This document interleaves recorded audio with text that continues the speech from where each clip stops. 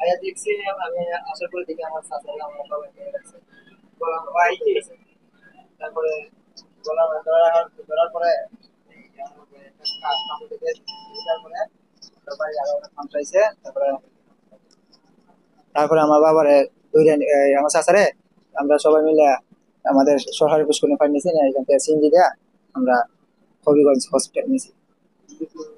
জি আমি গেছিলাম শেষে আমার চাচা মারে নিয়ে হবিগঞ্জ নেওয়ার পরে হবিগঞ্জ চিকিৎসা করছে, প্রাথমিক চিকিৎসা চিকিৎসা করার পরে সিলেট রেফার করে দিয়েছে। জি না, না হবিগঞ্জ কোনো সেলাই টেলাই করে না, হবিগঞ্জে প্রাথমিক চিকিৎসা করে এগুলো মানে রক্ত আপাতত অফ করা করে পাঠাই দিছে সিলেট।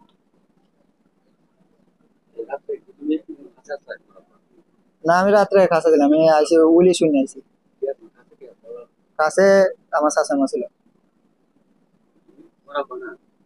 হ্যাঁ জি,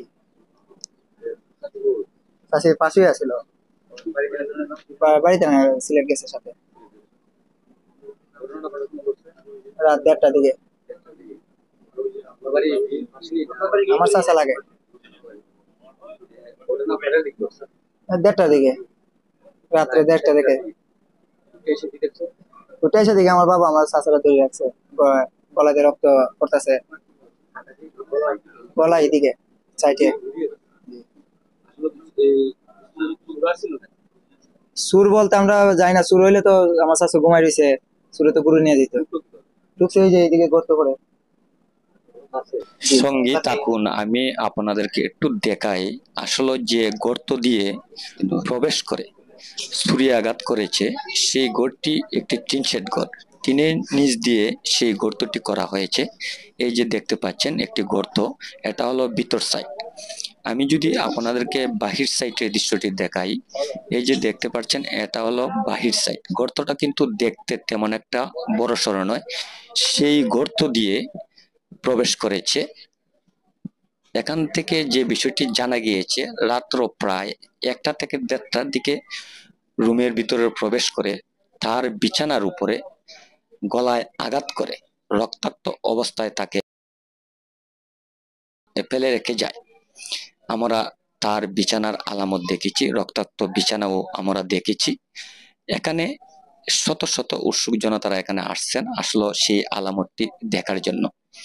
সুপ্রিয় দর্শক, যখন তাকে ছুরি আঘাত করা হয় তার সুর চিৎকারে আশেপাশের লোকজন এবং তার আত্মীয় স্বজন এসে দেখতে পায় ওইভাবে গলা কাটা অবস্থায়। তাৎক্ষণিক তাকে হবিগঞ্জ সদর আধুনিক হাসপাতালে নিয়ে যাওয়া হয়।